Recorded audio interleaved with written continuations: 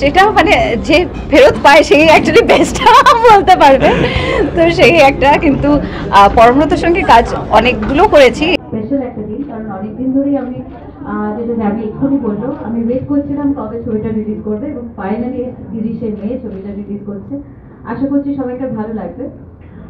জকের ধন যেটা প্রথমেই পরমব্রত এবং শান্তন বললো যে ফার্স্টটাতে তো আমি যখন দেখেছিলাম, মানে আমি দেখলাম যখন সুপারহিট হয়ে গেল, সবাই বলছিল যে ছবিটা সুপারহিট হয়ে গেছে, তারপরে ছবিটা দেখলাম ভীষণ ভালো লেগেছিল।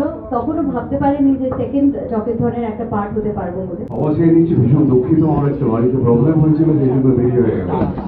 যে কারণে এসেছি সেটা খুব ভালো হবে। এটা কি হয়ে গেছে? আমরা দেখেছি, দেখেন আমরা দেখ নিশ্চয়ই আপনাদের ভালো লেগেছে। মানে অনেক অল্প বয়স থেকে জবে থেকে অভিনয় করা আরম্ভ করেছে।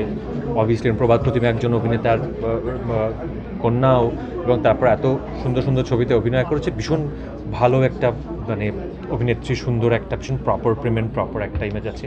আসলে কোয়েল ভীষণ দুষ্টু একটা মানুষ, প্রচণ্ড। তো সেটা আমি ওর সঙ্গে বেশ কিছুদিন ধরে কাজ করে আমি জানি, সেটা আরও অনেকেই জানেন, কিন্তু আমি বলি, বাকিরা বলেন না। তো সেই জন্যেই আমার খুব ভাল লাগে ওর সঙ্গে খুনসুটি করতে, বিকজ ও খুব হাতে গোনা কয়েকজনের মধ্যে যে খুনসুটিটা সঠিকভাবে রিসিভ করে, স্পোর্টিংকে রিসিভ করে এবং সময় মতো ফিরিয়েও দেয়। কিন্তু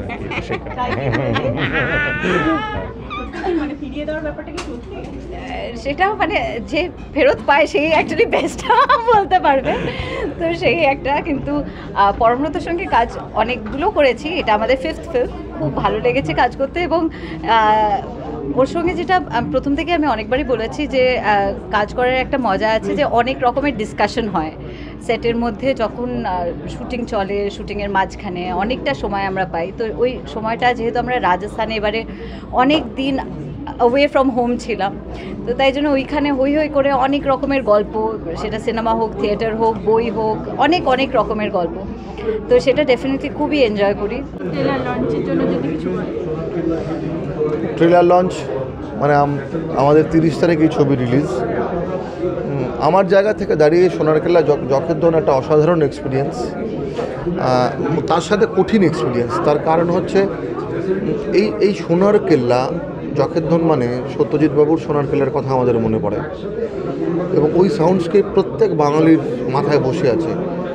ওই সাউন্ডস্কেপটাকে তৈরি করার এই ছবিতে কিছুটা প্রয়োজন ছিল, মানে ওই ভায়োলিন্স, ওই যে অর্কেস্ট্রেশন উনি করতেন ওই সময়ে, ওরকম সাউন্ডস্কেপ আমাদের এই ছবির জন্য প্রয়োজন ছিল। সেটা সায়ন্তনের মতামত, আমার ডিরেক্টর সায়ন্তন, এবং আমারও মনে হয়েছে। এখানে আমার ক্যারেক্টারটার নাম হচ্ছে শুভনু। আমি এখানে হচ্ছে একজন রাজস্থানী গাইড, যেখানে আমি কোয়েল ম্যাম, পরমব্রত স্যার, গৌরব স্যার, এনাদের তিনজনকে সোনারকেল্লাটা ঘুরিয়ে দেখাবো।